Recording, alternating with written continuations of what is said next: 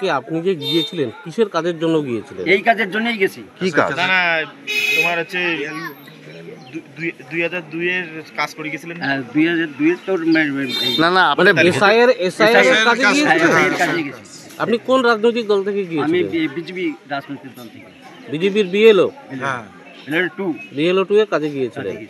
তো ওখানে ওই যে বাড়িতে আপনারা বিএলওর সঙ্গে বিএলও ফর্ম বিলি করছিল, হ্যাঁ হ্যাঁ হ্যাঁ, ওই বিএলওর সঙ্গে আপনিও ছিলেন? আমিও ছিলাম। তো আপনাকে কি ওই বাড়িতেই মারধর করে নাকি? ওই বাড়িতেই মারধর করে। কোন বাড়ি, কি নাম বললেন? রশিয়া দাস। রশিয়া দাসের বাড়িতে। মানে কেন আপনাকে মারধর করলো? আমাকে এগুলো কাজ করতে দিবে না। বেটা তুমি এগুলো কিসের জন্য কাজ করতেছো, কি করতেছো? মানে এটা কি বিজেপি করার অপরাধ কি? হ্যাঁ হ্যাঁ, এটা মনে হয় আমরা বিজেপি দল করি, তার জন্য এই অপরাধে আমাদেরকে মারধর। মেন কথা ওইটা।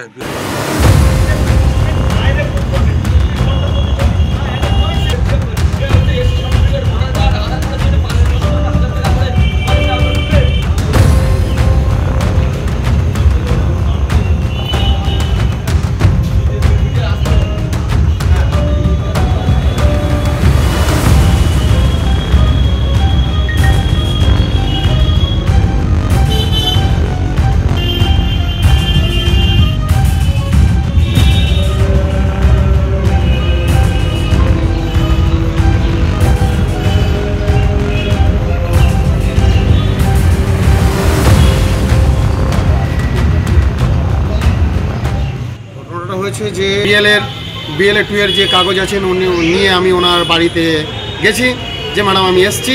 তো এই সময় ঢোকার সময় দেখি টিএমসির কিছু ছেলে দুষ্কৃতী যারা 10-15 জন তারা ওখানে ছিলেন।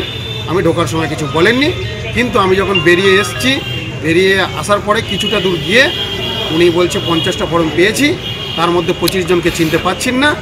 উনি বলে এই ফর্মটা আমাকে দিয়েছেন, কিন্তু উপপ্রধানের স্বামী রিয়া বর্মনের স্বামী কোথা থেকে এসছেন, বাইক চড়ে এসে আমাকে যথারীতিভাবে ধস্তাধস্তি ধাক্কা রেখে কিল ঘুষি মারামারি, তার সঙ্গে আরও কিছু লোকজন এসে আমাকে মেরেছে, বেধড়ক মেরেছেন।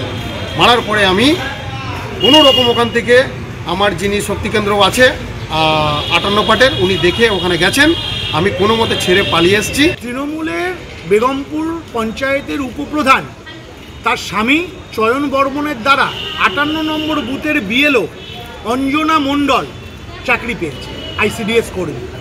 তার একটা কিছু রিটার্ন দিতে হবে, তো তাই তিনি ফর্ম দিতে বেরিয়ে আমাদের ভারতীয় জনতা পার্টির বিএলএ 2কে ডেকে পাঠানো মাত্রই আমাদের বিএলএ 2 সুরজিৎ গিয়ে যাওয়া মাত্রই তার থেকে কাগজ দেখতে চায় এবং কাগজটা ছিঁড়ে দেয়। তারপরে অঞ্জনা দেবী প্রথম চটটা মারে সুরজিতের গালে, তারপরে বেগমপুর পঞ্চায়েতের উপপ্রধানের যিনি হাজবেন্ড চয়ন বর্মন 15-20 জনকে নিয়ে আমাদের ফেলে বিএলএ 2কে মারে। তাপসবাবু আমাদের ওখানকার শক্তিকেন্দ্র প্রমুখ, 53 বছর বয়স, সে ঠেকাতে গেলে তাকে এমন মেরেছে তার মাথা ফেটে গেছে, কান দিয়ে রক্ত বেরোচ্ছে, মাথার পেছনে রক্তের ক্লট জমে গেছে। সে এতটাই অসুস্থ, বারুইপুর হাসপাতালে নিয়ে আসা মাত্রই তার রক্ত বার করতে হচ্ছে মাথার পেছন থেকে। এই বর্তমান পরিস্থিতি তৃণমূলে। যারা বিএলও হিসেবে কাজ করছে তারা মারধর করতে যাবে। চয়ন বর্মন পার্টি অফিসে ছিল, গণ্ডগোলের সূত্রপাত হওয়ার পরে আমি তাকে পাঠিয়েছি।